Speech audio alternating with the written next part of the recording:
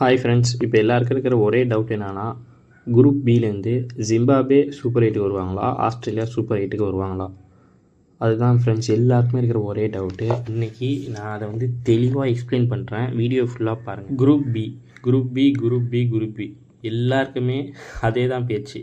என்ன அதுக்கு மெயின் காரணம்னா, ஆஸ்திரேலியா அவங்க ஜிம்பாப்வே கூடயும் ஸ்ரீலங்கா கூடயும் தோற்று இந்த டோர்னமெண்ட்டை விட்டு வெளியே போயிட்டாங்களா?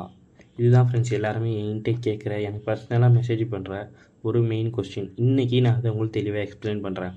இப்போ ஆஸ்திரேலியாவுக்கு இன்னும் ஒரு மேட்ச் பேலன்ஸ் இருக்குது. யார் கூட? ஒமான் கூட. ஆஸ்திரேலியாவுக்கு ஒரு மேட்ச் பேலன்ஸ் இருக்குது ஒமான் கூட. ஜிம்பாப்வேக்கு 2 மேட்ச் பேலன்ஸ் இருக்குது. யார் யார் கூட? ஸ்ரீலங்கா கூட, அயர்லாண்டு கூட. இப்போ ஆஸ்திரேலியா அவங்களோட மேட்ச் ஜெயிச்சாங்கன்னா 4 பாயிண்ட்டுக்கு வருவாங்க. அதுவே ஜிம்பாப்வே அவங்களுக்கு இருக்கிற 2 மேட்ச்சில் 1 வின் பண்ணிட்டாலே அவங்க 6 பாயிண்ட்டுக்கு போயிடுவாங்க. புரியுதா உங்களுக்கு? அதனால் இப்போ ஜிம்பாப்வே ஜெயிக்கணும்னா அவங்க நெட் ரன் ரேட்டு அதெல்லாம் எதுவுமே தேவையில்லை. அயர்லாண்டு கூடயோ ஸ்ரீலங்கா கூடயோ ஒரு மேட்ச் வின் பண்ணால் மட்டும் போதும்.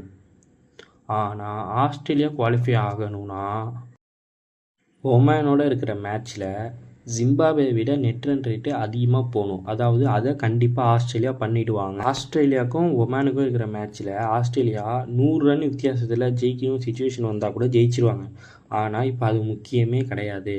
இப்போ ஆஸ்திரேலியா உள்ளே போகணுன்னா ஜிம்பாப்வே ஸ்ரீலங்கா கூடயும் தோக்கணும், அயர்லாண்டு கூடயும் தோக்கணும். ஒமானோட ஜிம்பாப்வே விட அதிக ரன் ரேட்டு போகிற மாதிரி விளாண்டு வின் பண்ணணும். வின் பண்ண ஆஸ்திரேலியாவுக்கு சான்ஸ் இருக்குது. ஆனால் இதுக்கு வெறும் நான் என்ன சொல்லுவேன்னா 1% தான் சான்ஸ் கொடுப்பேன். அதை ஏன்னு இப்போ சொல்கிறேன் கேட்டுங்க. ஏன்னா ஜிம்பாப்வே ஆஸ்திரேலியாவே தோக்கடிச்சிட்டாங்க. அப்போ அயர்லாண்டும் ஸ்ரீலங்காவையும் என்னை பொறுத்த வரைக்கும் ஏதாவது ஒரு டீமை கண்டிப்பாக ஜெயிச்சு ஜிம்பாப்வே குவாலிஃபை ஆவாங்கன்னு நான் நினைக்கிறேன்.